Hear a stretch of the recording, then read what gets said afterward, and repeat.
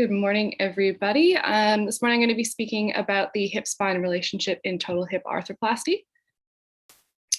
Just a bit of an outline of what I'll go through, some background and terminology, the pathomechanics of dislocation in these patients, a preoperative evaluation recommendations and some management principles, and some special considerations.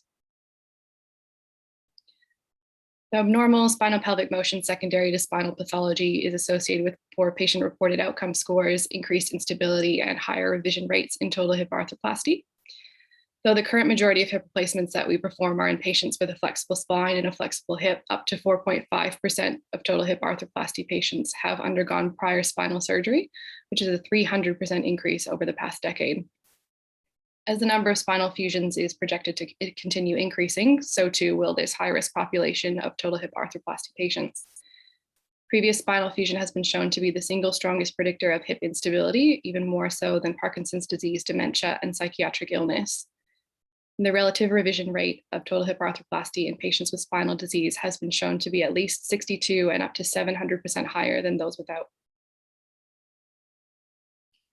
The use of conflicting terminology and definitions, especially those that differ between hip and spine surgeons in the literature, has led to an overall confusion regarding the spinal pelvic relationship, and for us specifically, how that pertains to acetabular positioning. This spurred the creation of a hip and spine work group to help standardize terminology, reduce this confusion, and support new research going forward that's more immediately applicable and understandable.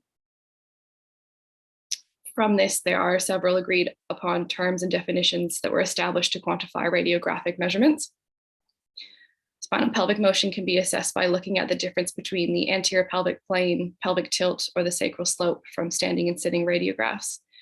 Anterior pelvic plane is formed by the two ASIS and the pubic symphysis, more commonly used by hip surgeons, whereas the pelvic tilt is an angle between the S1 end plate and the center of the femoral heads and a vertical line on a lateral X-ray that's more commonly used by spine surgeons. However, it seems to be that the change in sacral slope, which is an angle between the S1 end plate and the horizontal on the lateral radiograph, is more commonly used overall as the preferred method for measuring spinal pelvic motion, with a change of less than 10 degrees associated with an increased risk of dislocation. The other key measure seems to be the anti-inclination angle, which is formed between a line through the long axis of the acetabular component and the horizontal on a lateral radiograph. And this is perhaps better appreciated when you're looking at a standing and seated lateral views of the pelvis, as it's affected by both the anteversion and the inclination. A and B are the standing positions of the pelvis, and C and D are seated positions, both viewed from the anterior and lateral respectively, with A showing the functional inclination and anteversion of the acetabular implant, and B showing the corresponding lateral view of this with the pelvis, with a low anti-inclination allowing coverage of the femoral head as the patient standing. C is a sitting anterior view of the pelvis, which shows increased anteversion and inclination that occurs when a patient's sitting down. This allows a femur to flex forward on the pelvis without impinging, and acts as a protective mechanism. And D is the corresponding sitting lateral view with an increase in posterior pelvic tilt expected in a normal spine, which leads to an increase in the sitting anti-inclination because the acetabulum tilts posteriorly. In the normal spine, as a patient moves from standing to a relaxed seated position, the pelvis tilts posteriorly with an increased pelvic tilt and a decreased sacral slope. This increases the acetabular anteversion and the clearance to allow that femur to flex forward, and this decreases the risk of impingement and posterior dislocation in a relaxed seated position. However, in patients with a stiff spine as a result of degenerative changes, flat back deformity, or prior fusion, there's less change in pelvic tilt between standing and sitting. There's decreased posterior pelvic tilt when the patient is sitting down, and therefore the functional acetabular anteversion is not increased. Therefore, they need to compensate by increasing their femoroacetabular flexion in order to sit upright. And this increases the risk of anterior impingement and subsequently posterior dislocation. While dislocation is the strongest consideration in these patients, it is important to remember that it's still a multifactorial issue, and it's not solely related to the acetabular orientation. It's still related to patient-specific factors and surgery-related factors. However, reported 75 to 92% of total hip arthroplasties that dislocate have also been noted to have spinal pelvic abnormalities, even when instability has been attributed to another cause. And it is known that patients with previous spinal fusion or other lumbar pathology causing reduced spinal pelvic motion are at a significantly higher risk for dislocation than those who've not. This is true even when the acetabular component is positioned within the traditional safe zone as defined by Lewinnek of 15 degrees of anteversion and 40 degrees of inclination, with one study showing up to 58% of dislocations occurring despite the acetabular components being placed within this safe zone. It's important to note that this safe zone was established using solely AP supine radiographs, but proceeded to guide acetabular component positioning for about 40 years up until now, despite only being a static representation of the position and orientation of the acetabulum. It's now better understood that the dynamic relationship between the hip, spine, and pelvis influences acetabular orientation and therefore the total hip arthroplasty stability. Spinal pelvic pathology contributes to increased dislocation risk by 5 distinct but related mechanisms.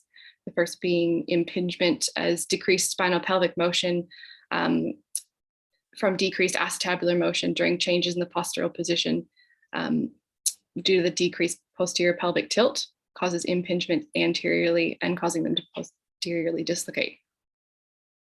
Decreased spinal pelvic motion may also lead to increased compensatory femoral motion to allow for changes in posture and allow people to sit upright.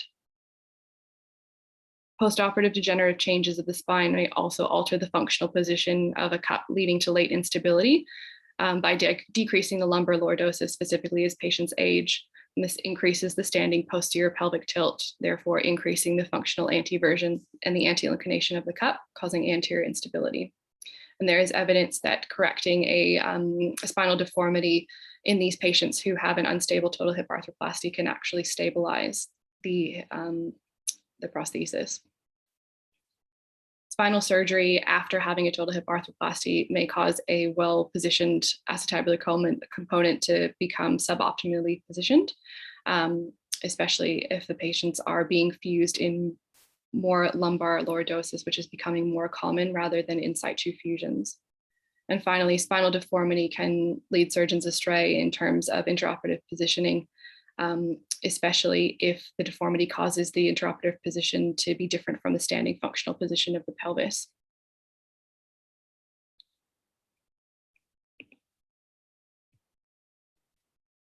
Therefore, identifying these patients early as being at risk through a thorough preoperative evaluation is necessary. And as always, a thorough history and examination need to be performed, including a review of any spinal symptoms, known spinal pathology, assessment of gait and posture, and provocative tests such as straight leg raise and testing for fixed flexion deformities. From this, you can establish what further radiographic evaluation might be necessary in order to assess a spinal deformity, postural changes, and pelvic rotation that occur, and how they affect, the functional acetabular version and inclination. The work group recommends obtaining supine AP pelvis, standing AP pelvis, and standing and sitting spinal pelvic views, specifically the flex sitting position, which tilts the pelvis anteriorly and is the position in which anterior impingement is most likely to occur and therefore cause posterior dislocation. At minimum, all patients should be evaluated for lumbar spine and spinal pelvic movement if there are differences between their supine and standing AP pelvis film, so a more inlet or a more outlet appearance, differences in pelvic obliquity or pelvic rotation, and those with known or suspected spinal disease or cryospinal surgery, and those who have previously had a revised total hip replacement for instability. In general, when managing patients with decreased spinal pelvic motion, recommendations are to make patient-specific changes in the acetabular version based on your preoperative evaluation, rather than using traditional anatomical landmarks such as TAL and the anterior posterior wall, which may be unreliable in these patients. The use of larger femoral heads and consideration of dual mobility constructs is recommended, as well as paying careful mind to restoring length and offset with a low threshold to use a higher offset stem to reduce the risk of impingement. And because these patients are likely to have a lower tolerance for malposition, the consideration of use of intraoperative radiographs, computer navigation, or robot-assisted surgery.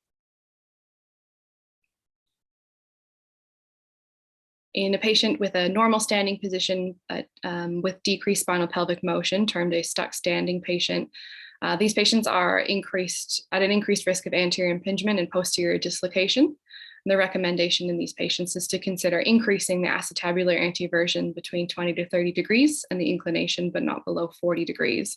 And intraoperatively making sure to check for impingement at high flexion angles and the use of high offset stems to try and prevent impingement of the greater trochanter on the ilium.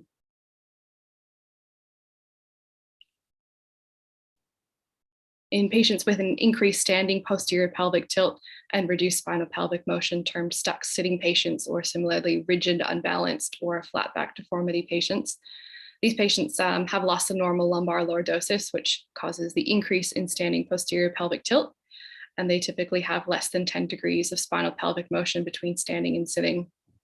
They therefore must hyperextend at the hip in order to remain upright when they're standing. This increases the risk of posterior impingement and therefore anterior instability. Therefore, the recommendation is to avoid excessive anteversion beyond 25 degrees, and combined anteversion should be less than 45. Again, trialing intraoperatively in extension and external rotation should be done to assess for any posterior impingement. Some special instances to consider are patients who have had multi-level fusions or ones that include the sacrum.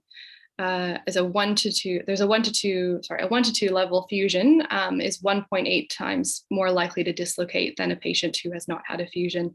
But those that are greater than or equal to 3 levels fused are 3.2 times more likely to dislocate. And that increases further to 4.5 times if the fusion includes the sacrum. And the recommendation in these patients is to have a much lower threshold for dual mobility prostheses. However, the position of the acetabular components and the size is not yet defined and likely still needs to be considered on a case-by-case basis.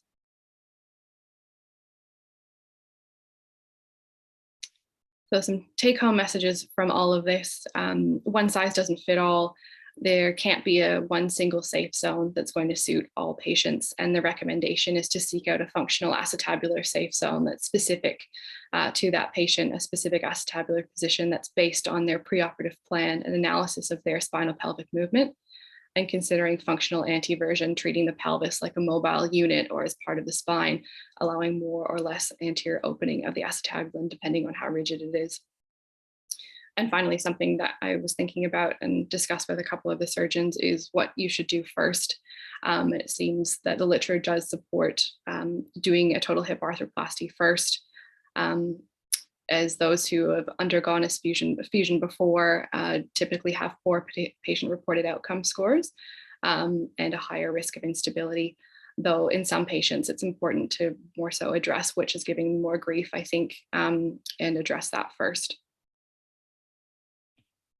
Thank you.